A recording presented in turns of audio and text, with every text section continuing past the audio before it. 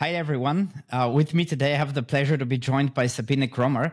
She's an executive leadership coach, one of the most prominent ones in the German-speaking world, and an advocate for diversity and an advocate for dignity in leadership, a new book author, and really a rock star leadership person.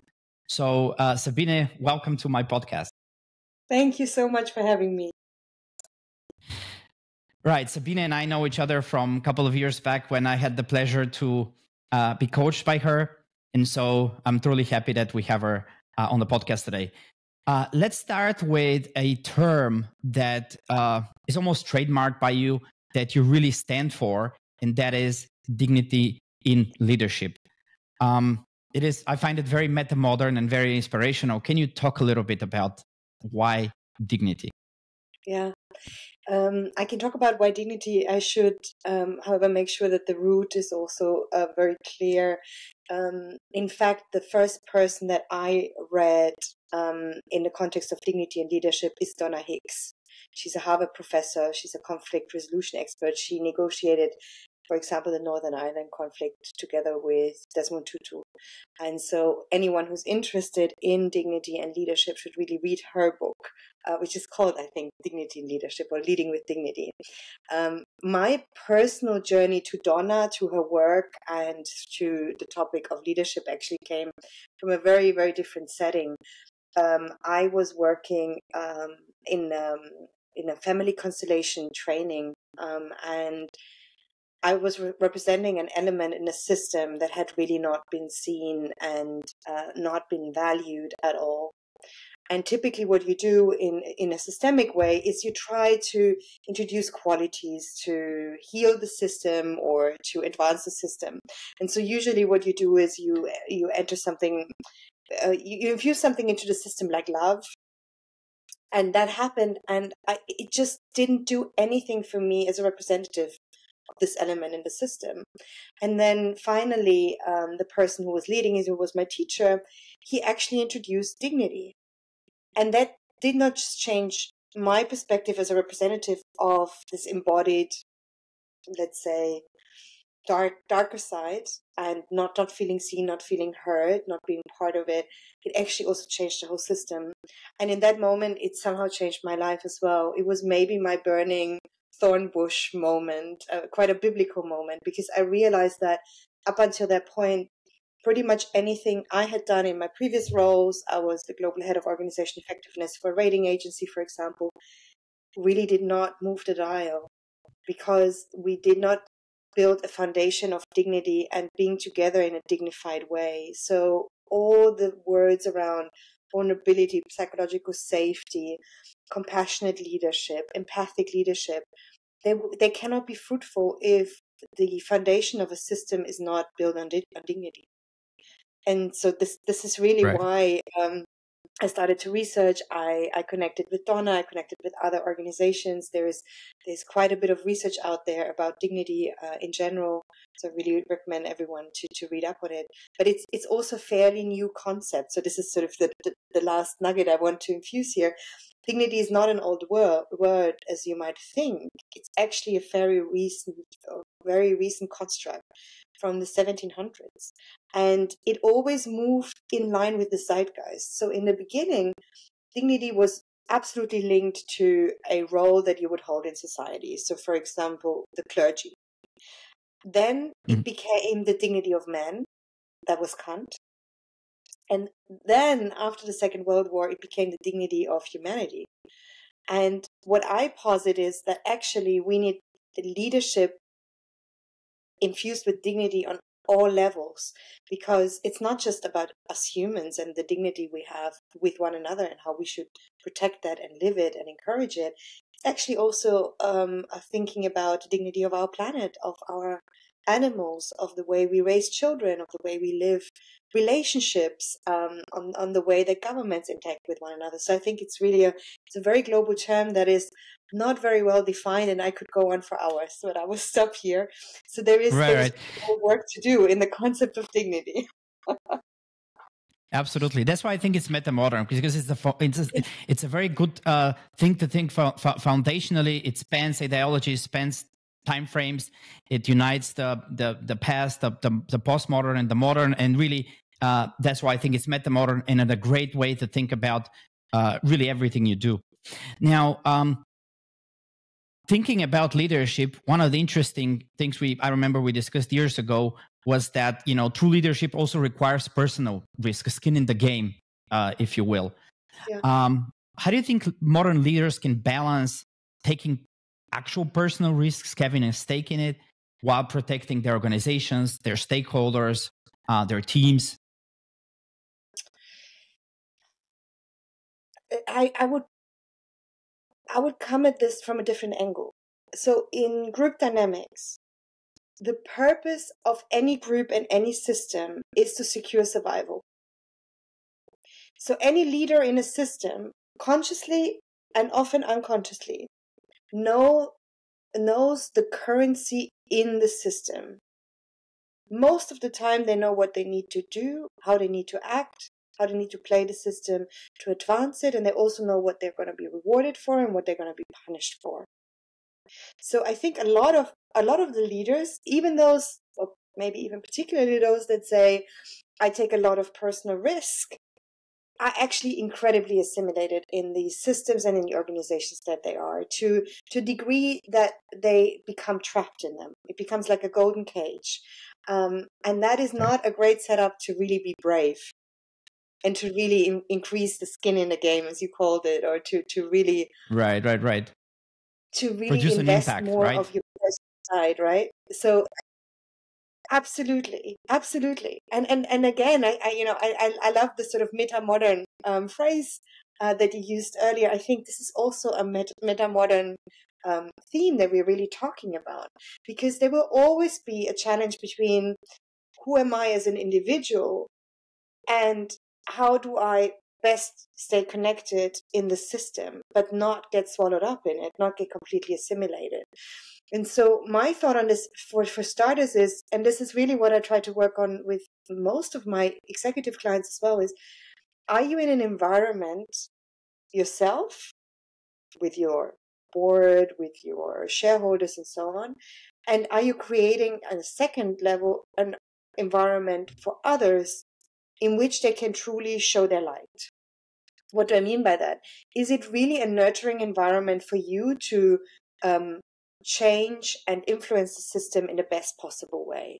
Or are you just in a very limiting cage, in a very limiting sandwich position, where really you're not a senior leader, you're more an executioner of someone else's strategy and agenda? And I think that makes a huge difference. So sometimes, especially senior leaders, you might not think that, but especially senior leaders, they're actually caught in a dynamic where they become administrators of someone else's goal entirely, and they don't have much room to maneuver. And you can get used to it very similarly to, I don't know if you know this, the story of the elephants. It might be true. I do not know. I didn't see it, but it always touches me deeply. The way elephants get trained not to run away is that apparently when they're small, they get tied to a tree, or to a wooden post, and because of course they're not so strong, they actually try to run away, but they can't. So they learn that they can't run away, and then over time, as they grow stronger and they could easily pull out the post, or maybe even the tree, they don't even try anymore. All you need to keep them fixed to a certain limited area is actually just to attach a string around one of their legs. And this is how I experience actually many executives as well. So in a lot of my coaching world, it's really helping them get more self-empowered. Viktor Frankl calls this Eigenmacht, to show them that they have a lot more span of influence, and how they can infuse more of themselves without fearing that they risk too much. Because at the end of the day, of course, there's always a lot at stake. The more your identity is entwined with your role, the more you identify your worth, your self-worth, and maybe even your self-confidence, and potentially even your self-love with the role that you hold, the less flexibility would you have to actually let it go. So I think this is a very a very spot on question that is really difficult to answer. It's something that really needs a lot of gentle review of the context and a very gentle review of the imprints and behavior patterns of the person that we're talking about. Because at the end of the Hence day, the braveness. Yes, absolutely. Most of us, we can be manipulated if people know how. So. Right. But then that brings me to a next point, which is something you're really, really passionate about, and that is diversity, and diversity in leadership, diversity as a value that is worth promoting. One of the interesting things is, think about the term executive presence we always hear. Now, executive presence is a nice excuse sometimes to exclude and not to include pretty much everyone but the white-haired, tall, white males with a deep voice. How would you define the importance of diversity in leadership and looking for not the non-obvious leader, maybe the quieter, maybe the executive presency leader? Taleb in his book gave an interesting example about if you go to a doctor at a hospital, would you go for someone that looks like the stereotypical doctor, tall, white haired, glasses, neat looking, or would you look for someone that looks more like a butcher? Given they have like on paper the same qualifications, work at the same hospital, have the same degrees and everything. And his theory is you should actually go for the butcher looking person, because that person would have overcome a lot more of these biases than the person that looks like a doctor right off the bat. How would you comment on something like this? Well, for starters, we don't need to debate facts, right? The facts are very clear. More diverse boards make better decisions. In fact, my former employer, Standard & Poor's Ratings, they put a study out there around female leaders during the pandemic, and you can actually see the financial results were stronger. There was more trust in the system.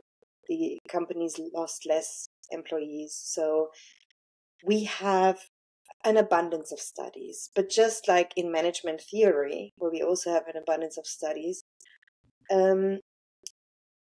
companies especially are incredibly resistant and resilient to that. So also quoting, Taleb's work on anti-fragility, unfortunately, they haven't quite grasped that resilience is not the same as anti-fragility. If organizations thought in an anti-fragile way, they would embrace the change and they would realize, just like our immune system, you need stress to the system to make yourself stronger. But this is right, and this is just not happening in organizations. There's a lot of protectionism.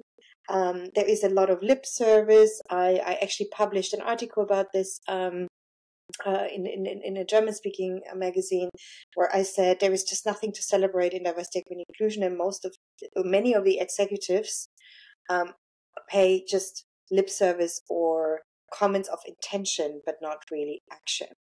And I think this is one of the key reasons why it's so incredibly difficult for companies to acquire talent on pretty much every level. Because if you take a look at the, say, startup scene, of which you're a part of as well. I just attended a conference 2 weeks ago. It was really, I'm an investor as well, and it was a founders conference, and it was very inspiring.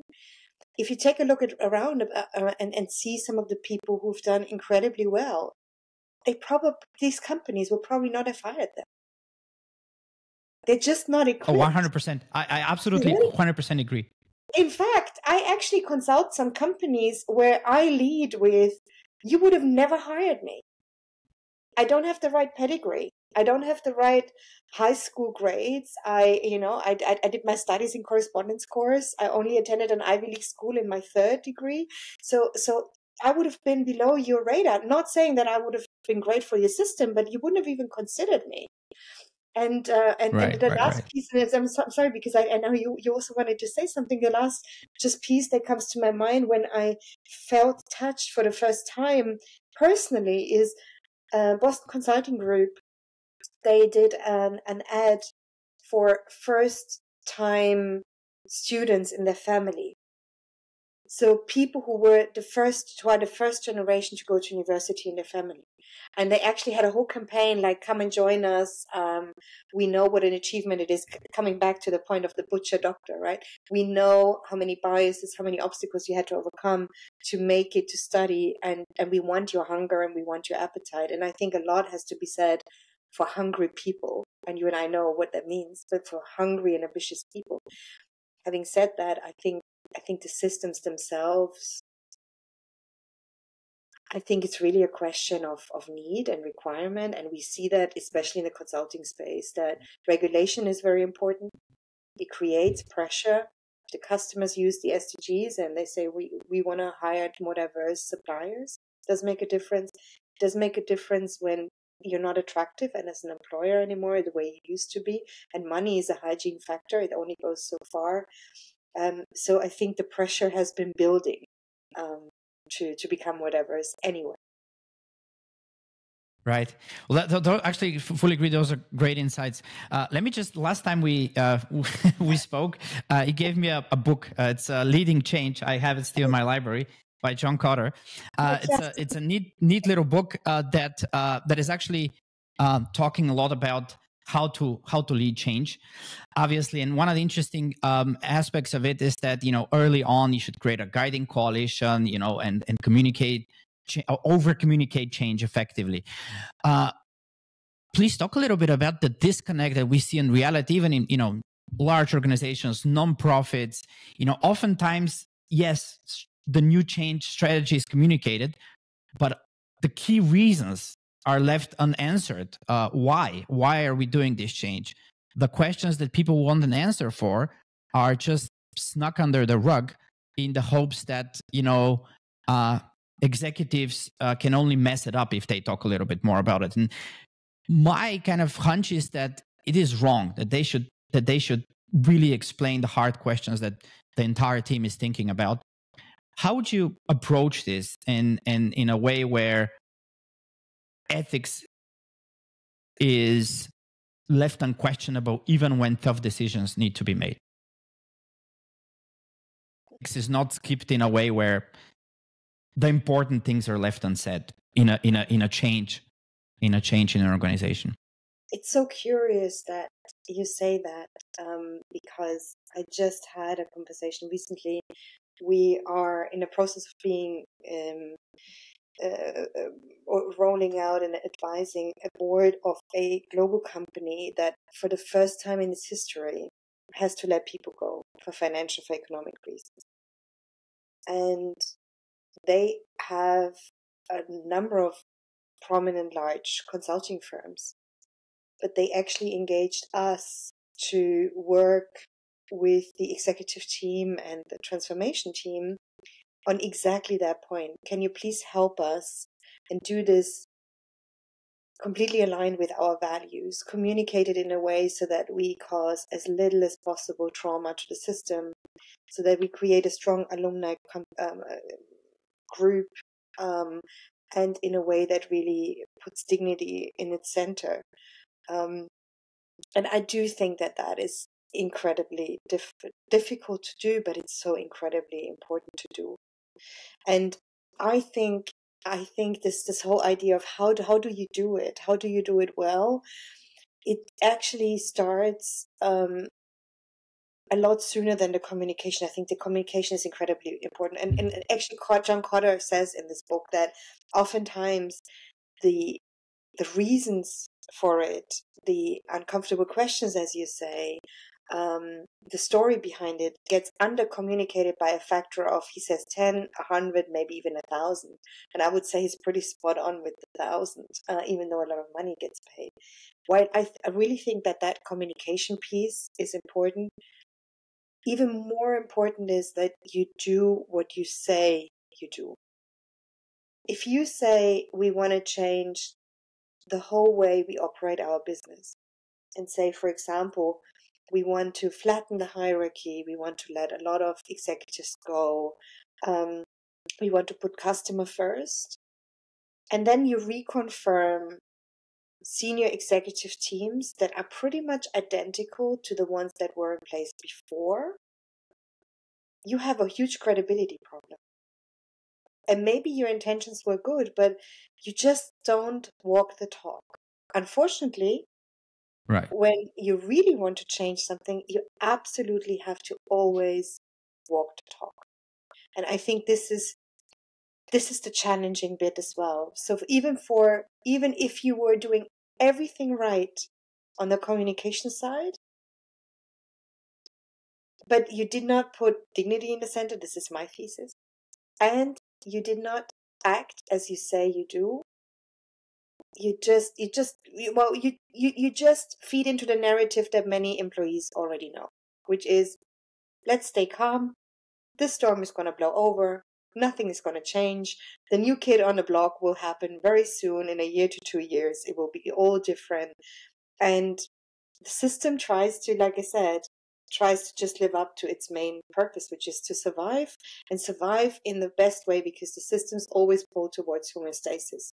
Homeostasis is a phrase that is not well known, unfortunately, in management circles, but it should be, because this is the biggest force, and it basically just means that any system will always try, or under most circumstances, it would try to always go back to whatever it feels is the base state. And this is what makes these changes so difficult to implement. And this is actually the reason why communication is incredibly important, and really having coalitions of change. And I think my last point on that would also be to not just think of the coalition or a strategic alliance within the system and the communication, but also think about the elements in the system, the people in the system who would really be motivated through this change. Because most often we create these guiding coalitions, for example, in the power epicenters of a system. But the power epicenter already knows consciously and maybe unconsciously that they are the power epicenter. So they have a lot to lose. If I hold influence and privilege in a system, why would I want to give that up? You see it on all sorts of levels. You see it on many white women who voted for Trump in the 2016 elections. You see it in diversity dynamics, in group dynamics. So a much smarter way would be to actually work with whoever you consider an underdog in the system, because they have a lot more drive and motivation to change, and they should be connected with everyone else in the system in some way or another. They should not be the scapegoat, so they should not be the organization that gets blamed for everything, then it wouldn't work. But if you work with people who are not seen, have not been heard, they're not invested in, and you make them allies of your strategic culture change or your strategic change, you are much likely in succeeding, much likely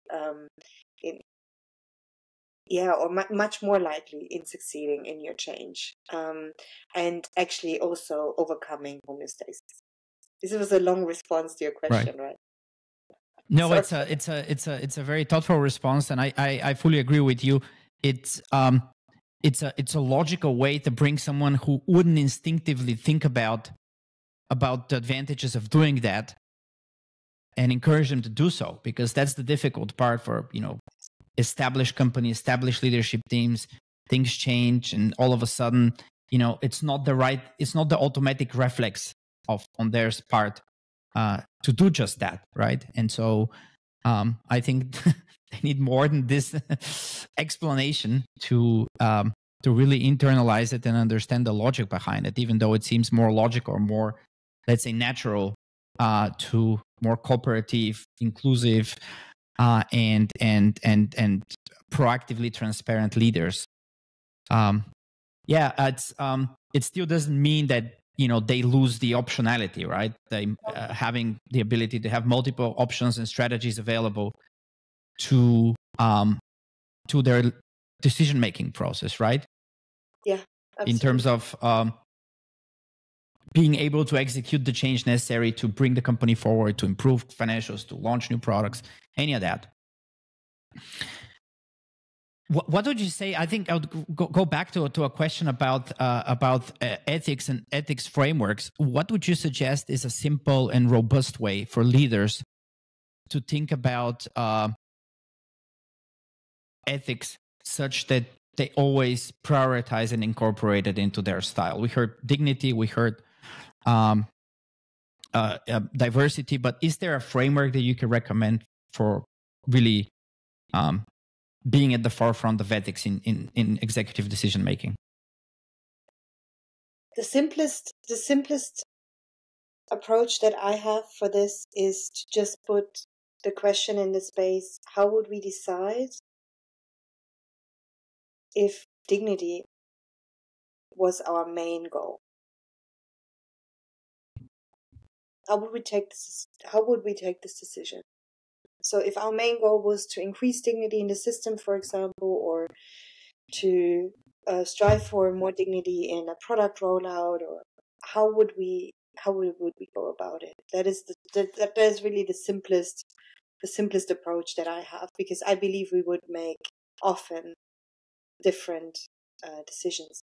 And then the second piece is the empty chair technique. I don't know if we ever did that, but the empty chair technique is a great technique.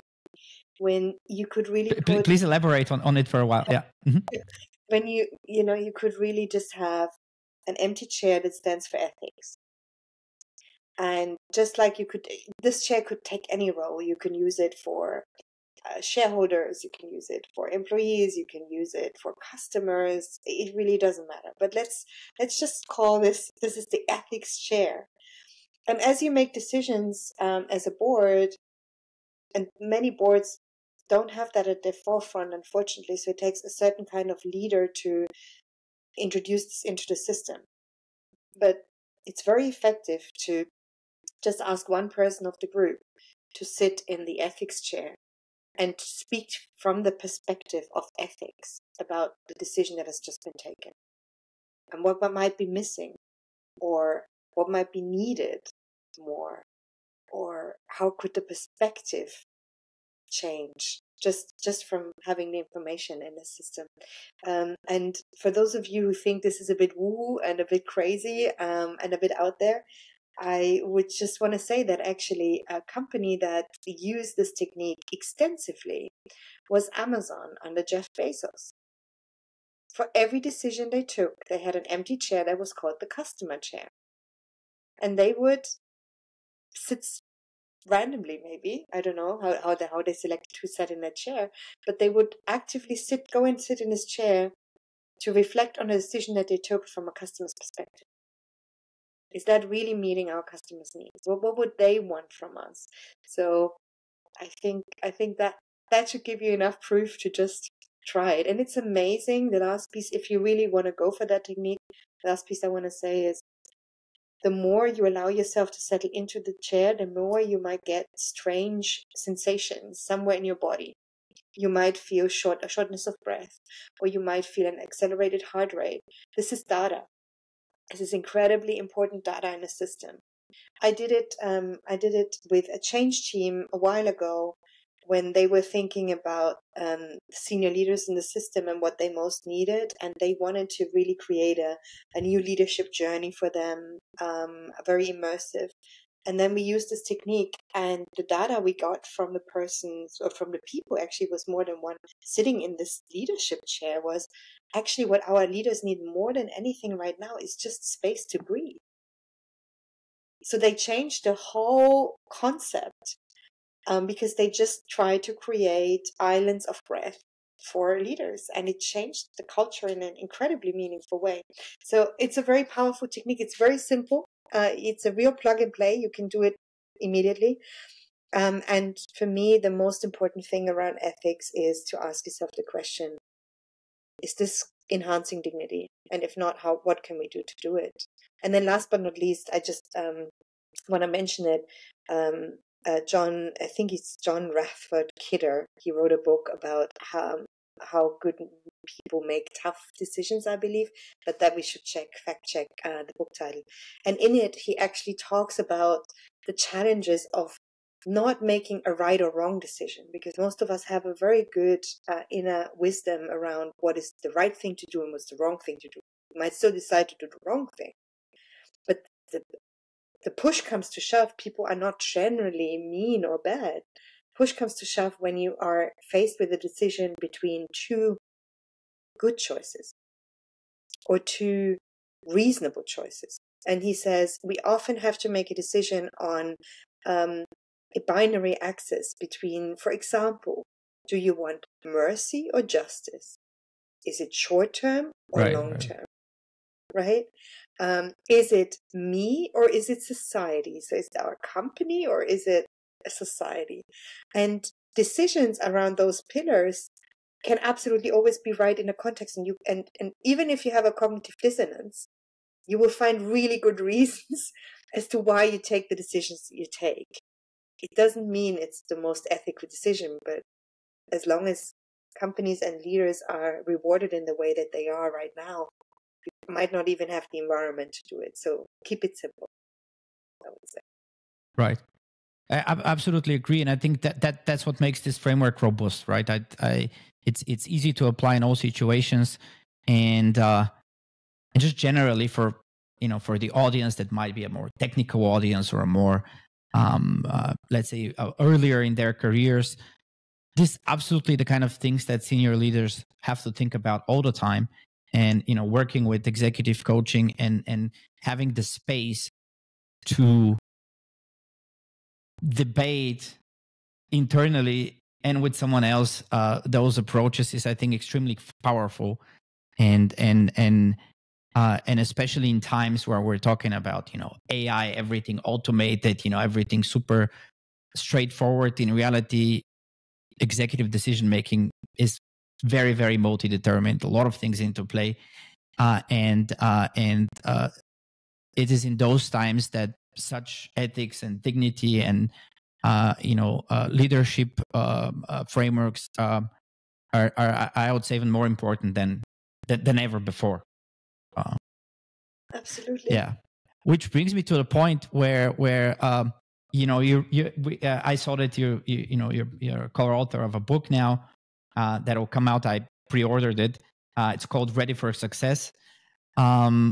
Seems to be a very practical book in guiding new leaders to what is expected of them.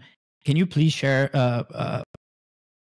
something about your upcoming book and what prompted you to write it, and what was the journey like? Thank you. So for starters, yes, thank you so much for that. It's my first book. I co-authored it, so I'm not the sole author. I co-authored it with a headhunter, an executive search expert. Her name is Stephanie Short. She is one of the people that I credit most in the industry. And we both feel that career transitions are not managed well and are not taught well, and that there is a real need. And unfortunately, for both of us, when people come to us, it's usually too late. So companies come to Stephanie because they say, okay, well, actually, we need to swap this person out. Can you find someone else? And they come to me and to Stephanie for coaching, usually also when shit has already hit the fan. So most of the time, all we can do is to try to create as dignified an exit as possible without losing face too much. And we also know that 40% of leaders, especially new leaders, fail in their transitions. So what we try to really write about is a very practical approach, a book from a coach's and an executive searcher's perspective on how to navigate a number of transitions in your career. We even talk about retirement a little bit. And we have Ms. Rusul. She was on the board of Firestore, for example. She talks about her perspective. She just retired earlier this year. So we try to cover all transitions in career, and we especially try to give hands-on advice in how to navigate either changing industries or just being promoted within an existing system, or moving countries, or going into sabbatical, or maybe taking some parental leave and coming back. So a whole range of different scenarios. And We talk about group dynamics, which you often don't find in these type of books. We also posit that you should not have a standard approach. As much as I'm a fan of the first 90 days, and I used it extensively in my own career, and I still recommend it as a book. I think it's sometimes these concepts get so well known that they become worn out, and people become very cynical when you talk about the first 90 days and the 5 conversations you're going to have with your boss and all of these things. So what we say is the time is now to create a tailor-made approach. We just give a couple of tips, and we often in my keynotes, when I talk about this topic, I actually very often talk about the fast track to a failed career transition, and I have 10 steps for that, and people find it hilariously funny because we all recognize one another. So we talk about scenarios when it didn't work as much as scenarios when it did work, and we had some incredible contributors. So I'm very pleased, and I thank you so much for pre-ordering it. I don't know who all these people are who pre-ordered it, because the rank on Amazon just shot up, and it's only going to be released by I think the 18th of September is the release date. So it's still early, but it's very exciting. So yeah, I think it's a critical topic, especially at a time when not only we know transitions fail, but also never did we have, at least in the DACH region, and the book will be published in German, but never did we have a time where so many employees said that they would consider taking another job. 67%, according to a very recent study, say that. So there is a huge shift in the market, and I think it's the right time for the book. 100%. That's what I was about to say, is to say, well, there's a ton of leadership books out there. Why do we need another one? Well, times change. Times in DACH region change. Yes. And it's absolutely valuable to be current with how business works, how leadership works. Really, times are different. You can't really rely on HBR articles from 1972 for your leadership advice, right? So, I mean, some of them you can, absolutely. Right? Some of them are fine. Very well. Many do not. But what what I think is the most important piece that was missing for us as well is the whole decision-making process of leading up to a yes to a new role.